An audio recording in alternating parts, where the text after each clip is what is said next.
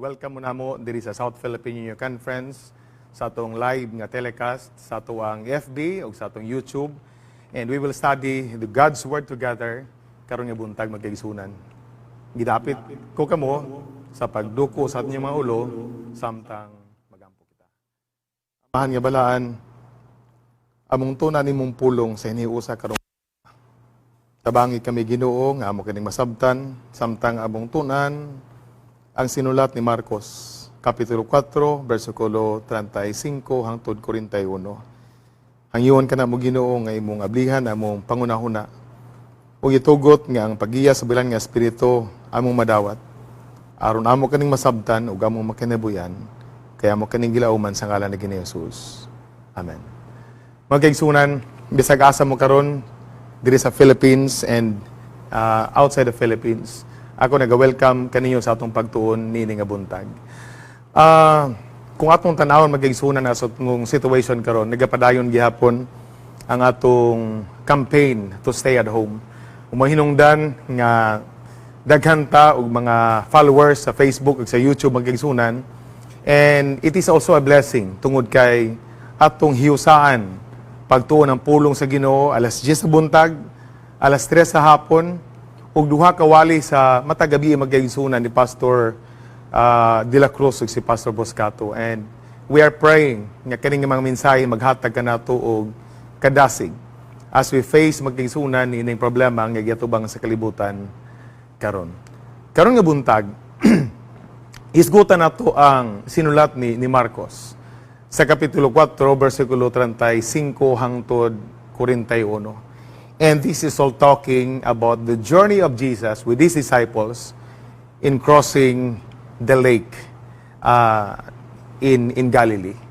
Apan to start with mga kaigsunan, gabi nagbasa ko usa ka sugilanon nga adunay usa ka submarine nga gitawagan siyang kauban to stay overnight didto gyud sa ilalom sa tubig. Didto gyud sa yuta magkaigsunan sa ilalom gyud sa tubig. And they are forced to stay overnight tungod kay adunay mga warship ang kalaban magkaigsunan nga moabot. Busa parang ma-secure sila, didto gyud sila sa ilalom magkaigsunan. Pagkaugma gitawagan sila nga saka na mo sumala kay nilabay na ang atong makalaban nga mga vessel. You know what? Pag abot nila sa mala magkaigsunan, gipangutana silang friend. Siya, how was your experience last night? Didto gyud sa ilalom sa tubig. And so we're doing fine. We are calm, and then we enjoy tranquility, and we have peace. And so why? And so did you know that gabi there was a huge storm, dako kayo gyud nga bagyo, nga nakakos gani og paglunod sa uban nga mga warship, ug gani daghang nangamatay, pirting kusuga sa bagyo, ug daghan kaayo nga mga soldiers nga nangamatay because of that waves nga dagko kayo. And you know, kamo dito wanitabo, and no, we enjoyed tranquility, we enjoyed calm, and we enjoyed peace over there. Much more, ng among submarine is anchored sa dako kayo nga bato sa ilalom. I like the story because it reminds me of what is found in Mark chapter 4, verses 35 to 41. And this is the story, mga kaigsunan, of Jesus and his disciples in crossing to the other side of the lake beside Galilee. Our text is found in Isaiah 9 verse 6. For unto us a child is born, unto us a son is given, and the government will be upon his shoulder, and his name will be called Wonderful, Counselor, Mighty God, Everlasting Father, and Prince of Peace. Our topic this morning is entitled, Where do we find peace? Asa kita magigsunan makabaton ug kalinaw. According to Romans 5 verse 1, therefore, having been justified by faith, we have peace with Jesus Christ. Humanta na pasig-uli magkaigsunan na luwas sa atong pagtuo, makabaton day kita ug kalinaw diha kang Ginoong Hesus. Kaning Mark chapter 4 verses 35 to 41, it speaks of the journey with Jesus with his disciples across the other side of the lake. Ug sa akong pagtuon magkaigsunan nini nga mga teksto, in verse 35 to verse 41, nakita nako ang tulo ka mga dagko nga punto magkaigsunan that we can relate this to everybody. Number one, in verse 35, it speaks about the promise. Actually, there are three pieces in this study magkaigsunan. Verse 35, it speaks about the promise. In verse 37, it speaks about the problem. And in verse 41 magkaigsunan, it talks about the purpose. Again, take note. You can even make a sermon out from the sermon. It talks about the promise, it talks about the problem, and it talks about the purpose. And it talks about the parable of the mustard seed. Grabe kayo magkaigsunan in iyang ministry this day, beside the Sea of Galilee. Thousands of people came. Jesus healed and Jesus was teaching. At this day, magkaigsunan, on this day. And you know what? According to Sister White, and now the close of the day found him so wearied that he determined to seek retirement in some solitary place across the lake. So Jesus Christ, siya gyud magkaigsunan. Siya gyud ay nag-invite sa iyang mga disciples because it was eventful day in his life. Gani, gusto gyud siya nga mupahulay magkaigsunan in some solitary place, and that is not beside Galilee, but it is on the other side of the lake. Tanaw na to ang teksto magkaigsunan, and we will here see the promise. In verse 35, on the same day, when the evening had come, he said to them, "Come with me and let us cross over to the other side of the lake."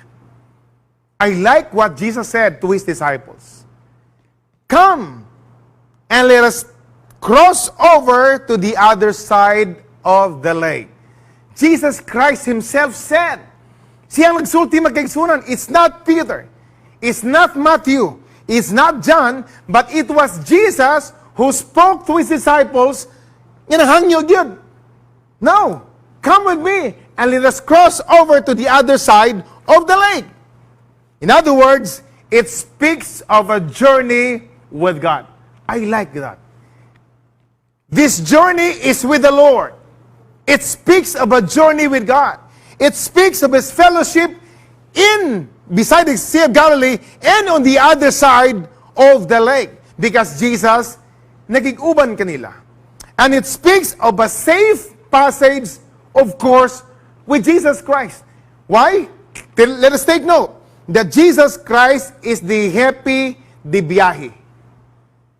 Take note, magkaigsunan, that in our journey towards heaven, do not forget that Jesus Christ invites us in our journey, that we are not alone, that Jesus is here with us in this journey. Come, let us cross over to the other side of the lake. I like the truth. It speaks of a safe journey with Jesus because he is with us. And it speaks of the great promise of Jesus that he will be with us magkaigsunan in this journey. And it boils down, the truth is this: just take Jesus in our lives and we have it all. We have the protection, we have the provision of our journey magkaigsunan. Mawala ang atong mga kabalaka magkaigsunan, makabaton kita og kalina. Why? I like this because he initiates the plan of the journey. He initiates in crossing to the other side of the lake magkaigsunan. Take Jesus Christ and we have it all. I like the story sa usa ka amahan ug anak magkaigsunan nga nahigugma sila og collection sa art sa tibuok nga kalibutan magkaigsunan. Sa gibasa na kong story, ganahan sila magkaigsunan sa art collection ni Picasso, ni Van Gogh, ug ni Monet magkaigsunan. Monet mga artist nga all over the world sikat. Ang ilang mga painting mahal ka magkaigsunan is cost thousands of dollars ko imong paliton. Mao ni ang ganahan sa amahan ug sa anak. Nga everyday magkaigsunan, mag-decide sila nga moadto sila ing nasod, mamalit na sila painting nga mga mahal magkaigsunan sa sikat kay nga mga artist. Unya sa ilang balay, dako kay ilang mansion kay dato man sila na sila museum magkaigsunan nga didto gibutang ang ilang art collection all over the world. They love to collect arts. Og every December magkaigsunan kaning duha amahan ug anak, malipayon gyud nga mutan-aw magkaigsunan. They have to spend their Christmas sa ilang balay magkaigsunan watching all over their collection of arts. But you know what? Ang iyang anak is called to serve as military sa ilang nation. Nibiya siyang amahan magkaigsunan, nahimo siyang sundalo, and many weeks later, it was found out nga iyang anak magkaigsunan na pusilan ug namatay. Giklaro gid samahan magkaigsunan. It was confirmed nga iyang anak na igugid magkaigsunan while nag-save sa iyang friend nga soldier. Iyang gibaba magkaigsunan ang iyang kauban nga soldier nga naigo sa bukton magkaigsunan. Pagdagan niya, gibaba niya, gidala niya iyang anak, iyang friend magkaigsunan, na hit ang bata niya magkaigsunan diri sa ulo, and that caused his death. Piting hilak sa amahan magkaigsunan, murag na wad-an na siya sa iyang kalibutan. He was so depressed over the death of his son. You know what? Pagka December, namingaw siya. He was alone in the house.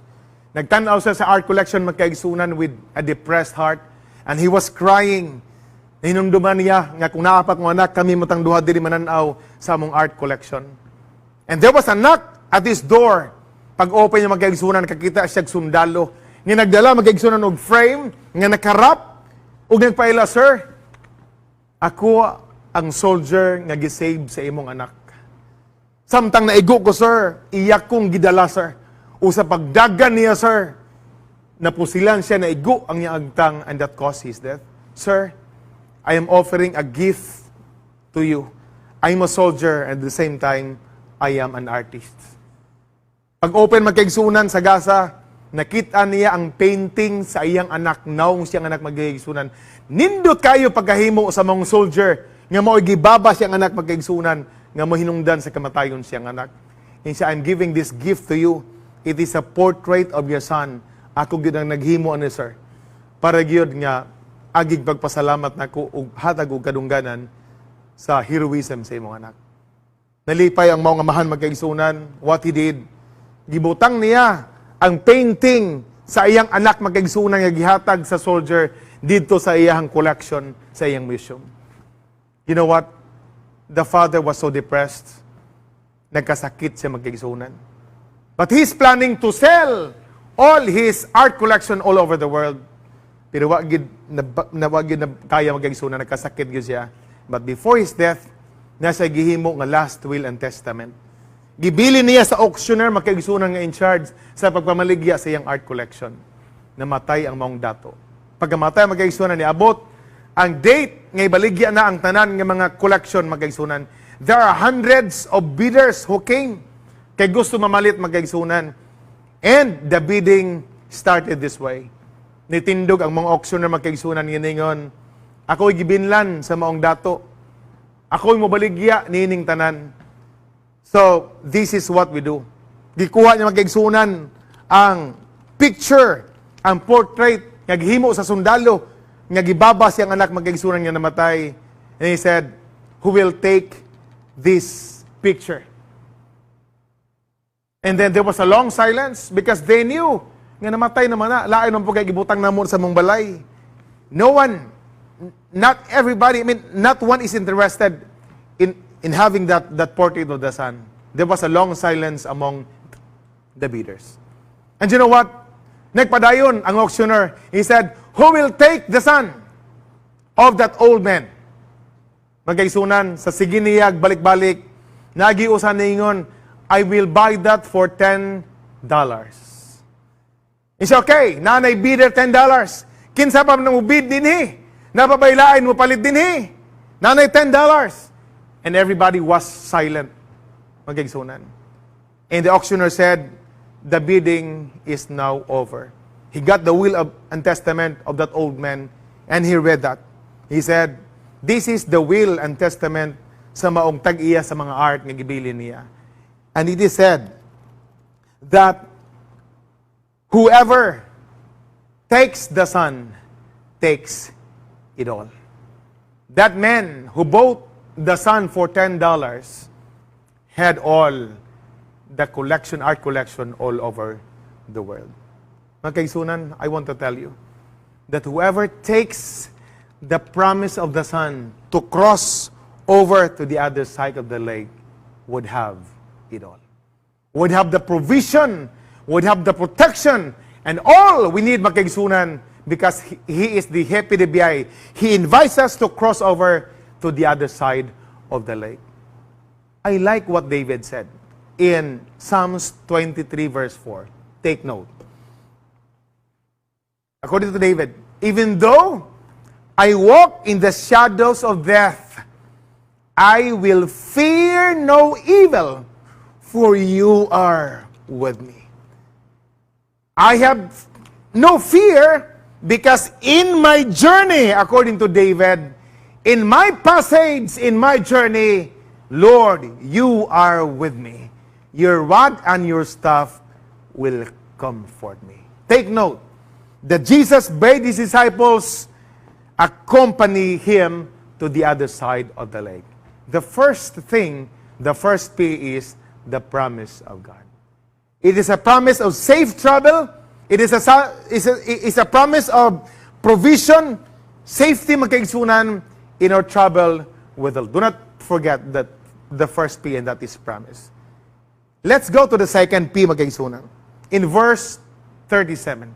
And this is the problem brought by the storm. The Bible says, and a great windstorm arose, and the waves beat into the boat, so that it was already filling. Grabe makaigsunan. Iyon ang Biblia. Adunay kusog kayo nga bagyo. Unya, ang balod ni dagko makaigsunan, gani ni sulod na didto sa ilang bangka nga gisakyan. Gipadala makaigsunan, gipahayag ni Sister White in Desire Pages, page 187.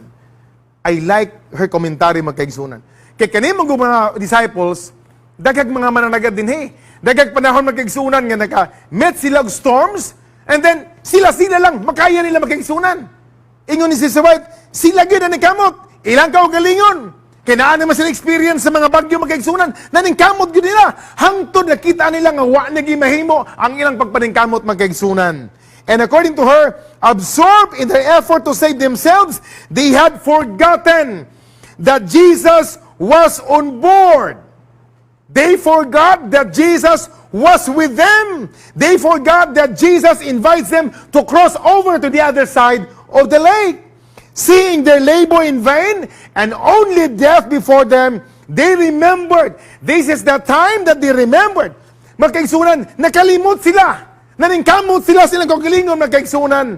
Nakalimot sila that Jesus was on board, that Jesus was there, magkaigsunan. O sa wanag sila nahimo, nakahinumdum na sila magkaigsunan that whose command they had set out to cross over to the other side of the sea. Desire Pages, page 187. They forgot, nakalimot sila magkaigsunan. Naningkamot sila silang kaugalingon magkaigsunan. Ug nakalimot sila nga naade si Kinisos, sulod silang bangka, nga may nagsulti, manlakaw kita, uban ko kaninyo sa atong pagbiyahe to the other side of the lake. This is the problem. Muna ang problema, mga kaigsunan. The words, let us go over to the other side of the lake, had such authority and power. Adunay otoridad magkaigsunan og gahom. Why? It was spoken by Jesus Himself. And they were focusing on the wind and the waves instead of the words of Christ. And they were focusing on the storm instead of the fact that Jesus was in the boat. What is your problem in life today? COVID-19 is our problem today, and that is worldwide. Provision. Ang atong kakulangon, magkaigsunan. Nag-video chat mi sa akong magulang ni Brother Bubong Lantaya gahapon. Ug sa akong inahan, ug sa akong pamilya, magkaigsunan dias pantukan. Grabe lang pa panganda, mingon ko nga, tay, ang akong bugas diri muraduhan lang gini ka sa akong tanaw, muraduhan lang gini ka kasi mana giragrahan ko sa inahan siya nga wala mo gugay lako-lako, wala mo gay manghatag ni bugas magkaigsunan, and we laugh. And then ilang ipakita ilang bugas, uy, naay 8 ka sakong bugas magkaigsunan. Ingon akong brother, Brad, bisan pag maabot ni siya og mga 3 ka bulan nga hulaw, murag wa gyud problema. Saan diri pantugan? Bakasyon sa mo diri. Pero di man may ka-cross magkaigsunan. But you know what? There are storms in life that also we need to prepare. You know, there are storms in life, and sometimes we focus our problems into the storm, but we forgot that Jesus is in the boat. We focus on the storms magkaigsunan, but we forgot that Jesus said, let us cross over to the other side of the lake. You know what? In the storms of life, this is a combination of God and human effort. I like the sermon of Pastor Hesbon gahapon magkaigsunan. Gi-emphasize niya ba? Nga kung Kristohanon ta, naamagita Ginoo, pero ato pong buhato na atong share. Ningon ta nga, Kristohanon ko. Di na ko maghimog protective gear. Mato ko sa ward dito sa daghang kayong COVID. Di ko magsakit. Bisan pag ako na sila pangumustahon tanan, kaya naagyod ko'y Ginoo gyud. Magkaigsunan. It's not like that. Nehemiah, nakigubot in building the temple magkaigsunan, in the walls of the temple, he also stationed the guard. Bisag he knows that God was with him. Magkaigsunan, you know what? It is so important. In the storms of life, this is a combination of divine and human effort magkaigsunan. God is here, and we also need to do our part. I like the sermon last night. You know what? Jesus is in the boat. We have nothing to fear. Instead, we have peace with Him. Usa kadapit magkaigsunan nga gitong dagko kay mga Sapa River. Tulo ka adlaw ulan magkaigsunan nga nag-overflow na ang maong Sapa. Ang ilang lugar magkaigsunan nasudlan nagtubig, so mga silingan managa na ta. Tanan magkaigsunan nanaga na. Nay usa ka taong tigulang ningon siya nga, adri lang ko kay ginumuluwas sa ginako isa tay. Uban gyud tay kay kung di gani ka mulakaw tay manlumos gyud ka. Siya di lagi na ako ginumuluwas nako. Magkaigsunan na ay four-wheel truck nga four-wheel drive nga truck magdako kayo. Giagian gyud siya sa balitay. Sakay diri kay ang tubig nagtaas na. Kung di ka mamatay gyud ka tay. Sa di ay kabalakay kay Ginoo magiguban lagi nako. Nilakaw magkaigsunan na himo ang driver sa truck. Nitaas na magkaigsunan ang tubig. Nisaka na siya sa iyang kusina magkaigsunan. Hanto nisaka na siya siyang atop. Na ay speedboat magkaigsunan. Isa tay, sakay diri. Langoy gamay, sakay mo tay. Naipisi, gunit. And then saka diri sa speedboat. Uban sa mga tao, sakay diri. Sa di lagi. Luwason ko sa akong Ginoo gyud. Ay gyud kabalaka. Nilakaw magkaigsunan. Hangtod nga nisaka na gyud ang tubig sa iyang dughan magkaigsunan. Taas sa iyang balay, sa iyang atop. Na helicopter nga ni paduol sa tay. Nagtaga ko diha og hagdanan. Gunit hagdanan. Parang maluwas ka. Kaya imo mga silingan nangaluwas na. Magkaisan siya, ay kabalaka, helicopter. Salamat magani, pero maluwas gyud ko. Kaya iluwason ko sa Ginoo. Di na ko minanglan na. Kaya na ako'y Ginoo nga maluwas na ko. Magkaigsunan, you know what? What happened? He died. Abi ninyo, kung mangutana siya sa Ginoo, bang may sa Ginoo, sa panahon nga gibaha, may asamang ka, the answer of God would be, I sent a four-wheel drive truck, pero nagdumili ka. I sent also a speedboat, nagdumili ka. And I also sent the last one, the chopper, the helicopter, but also you refuse my saving grace. Magkaigsunan, I want to tell you that the problem of these disciples, unahon nila magkaigsunan ang ilang kaugalingon, but they forgot that Jesus was there. That Jesus initiates the plan. Do not forget. Do not forget that Jesus is in the boat. And then we keep on sailing for us to have salvation. This is the problem. Moni ang problema magkaigsunan nga ilang nadawat. And you know what? We are sorry to have frightened those who left. But we have learned that unless people are willing to die for their faith, they can fully be trusted. Let us take note. Magkaigsunan kabisag-asa kakaroon paminawan eh. Let us take note that they were obeying, yet the storm came. They traveled with Jesus, yet the storm came. Storms come to all of us anytime. Bisag Jesus was with us in our travel, naagihapoy mga storms magkaigsunan, and that's why COVID is now present in our time. We have Jesus in the journey, pero naapod ning makahadlok nga sakit magkaigsunan. Jesus in the journey, pero naagihapoy cancer. Jesus in the journey, pero naagyapoy kagutom mga magkaigsunan. And the storms are present in our time, even though Jesus is here. But remember, it is a problem when we forget that Jesus is in the boat. We forget that the words of Jesus that has much power and authority to cross or over the lake with Him, malimtan na ito magkaigsunan, and it is a problem. And the third P, the purpose of the storm. Abi ninyo magkaigsunan, daghan diyang klaseng bagyo sa kinabuhi. Take for example, sa panahon ni Jonah, gipadto siya Nineveh magkaigsunan, but he went to Tarsus. The storms came to his life. Gitambog siya sa dagat magkaigsunan, and he was swallowed by a fish, by a whale. And then for 3 days, giluwa siya magkaigsunan dito gid sa Nineveh. It is a storm inside the belly of the whale magkaigsunan, but it was to bring him back to the Lord. Let's go to Paul. Si Pablo magkaigsunan. Grabe gid. The stoning of Stephen, wala na himo magkaigsunan without his approval. You can read it in Acts. Grabe ang paglutos magkaigsunan sa mga Kristiyano, and gidumalaan ni San Pablo magkaigsunan. But the storms came to his life. He was blind when he met the Lord in the road to Damascus magkaigsunan. And that storm provide witnessing opportunity in the life of Paul magkaigsunan. You know, in this account, the storm enabled them to measure their faith. The storms redirected their unbelief to have faith in Jesus Christ and taught them to trust Him all the time. The storm was to build disciples' faith. I like that. What is the purpose of the storm? And that is to build the faith of His disciples. Giganahan ko sa gisulat ni Donna Wallis magkaigsunan. Sagbasa na ko ani, gibutang gid nako diri as part of the presentation today. Take note, ningon si Donna Wallis. Sometimes God comes the storm.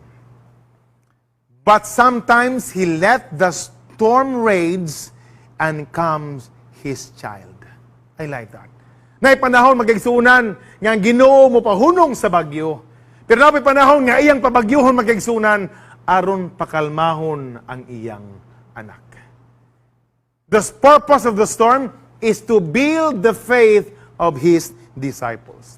In closing magkaigsunan, I like what Sister White said. That he reminds us that how often the disciples' experience is ours as well. When the tempest of temptation gather and the fierce lightning flash and the waves sweep over us, we battle with the storms alone. I like that comment. Sa daghan og bagyo sa kinabuhi magkaigsunan, COVID-19 mao niyang storm nga atong giatubang karon magkaigsunan. But we sometimes battle the storm alone. Ingon ni Sister White magkaigsunan. And forgetting that there is one who can help us. And we trust on our own strength like what the disciples did. Naning kamot silang makaya magkaigsunan. And we trust on our own strength till our hope is lost. And we are ready to perish.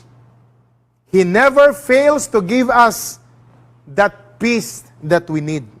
Whether on the land or on the sea, magkaigsunan, if we have the Savior in our hearts, there is no need of fear but us to have peace. Bisan pa magkaigsunan sa mga viruses all over the world today, take note of this passage. Take note of this message, magkaigsunan, that whether coronavirus, whether pneumonia, whether cancer, or any storms in life, magkaigsunan, we have the Savior in our hearts, and there is no need of fear, but have peace in our life. To conclude, magkaigsunan, I'm appealing to you right now. In the storms of your life, remember that God is in the boat. He's in control. If you're going through a financial difficulty, lisod unsay kaunon niining atong quarantine magkaigsunan karon all over the world, here in the Philippines. Wa kay kwarta magkaigsunan. This is my sermon last Friday. The Lord will just send somebody to knock at your doors and will give you what you need. You have nothing to fear because Jesus is in the boat. Let me tell you that Jesus is in the boat. If you are suffering from cancer, if you're suffering from COVID-19, if you're suffering from hypertension, and that threatens your health, magaisunan, remember, do not forget that Jesus is in the boat. Cheer up, because Jesus is in the boat. If you don't have peace in your life, remember that Jesus is in the boat. And He will give us peace that we need daily. It is my prayer that in this study of Mark chapter 4, 35 to 41, we're reminded that sometime in the life of Jesus, there was a promise from the Savior. Yet there was a problem that came, and there was a purpose, and that is to build the disciples' faith. Magaisunan. Remember, we have all the storms in life, but do not forget that Jesus is in the boat that will give us peace. Ang Ginoo magapanlangin ka na to, magigsunan. Sa pagsirado, hangyon mo na ako magigsunan sa pagduko sa inyong ulo, samtang maghimot ta sa atong pagampo. And also, I'm reading some of the prayer requests here, magigsunan. Let's pray. Aman nga balaan, salamat nga naghatag kag mensay ka namo nga makita sa Marcos 4:35 hangtod 41. Amo nakitan Ginoo nga adunay saad ang imong anak. Nga makikuban sa among kinabuhi, sa among pagbiyahe padulong sa langit. Gani adunay problema Ginoo. Problema kung malimtan namo nga naa ka. Problema kung kami-kami lang ug limtan namo nga naa ka sulod sa bangka. Ginoo, salamat pod nga ang katuyuan day sa mao nga bagyo. Mao ang pagpanday sa pagtuo sa imong disipulo bisan pa sa among kapanahunan karon. Sa among giatubang karon nga krisis Ginoo, salamat nining mensahe.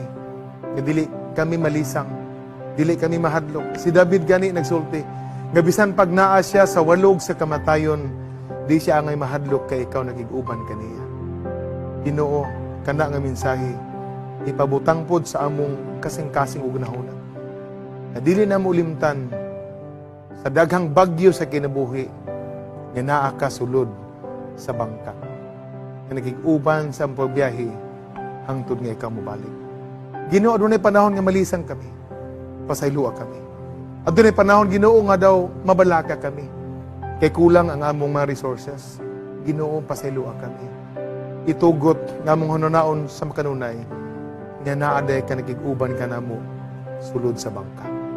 Ginoo na yung mga request din for protection gikan kang Ivy Aguilar Sinto. Protection sa tanang tao ni ining worldwide coronavirus. Og magalikay sa iyang panimalay Ginoo og maparinti og sa iyang mahigala ni ining nga balatian. Si Emilita Apari Castle nagpaampo magkaigsuunan nga sa iyang inahan nga si Elsa Ocampos Aparis nga mapadayon ang improvement sa iyang gibati. Nga doon na siya malignant lung disease Ginoo. Iyang sakit ug kalat na. Ginoo palihog tagaay ug kaayuhan. Tagaay kaayuhan Ginoo ang tanan nga nagbalatian. Napoy hangyo dinhi kang gikan kang Husafi, Nayal, Bahian. Ngayang request maong protection ug financial blessing sa iyang panimalay ug sa bisan tanang tao sa kalibutan.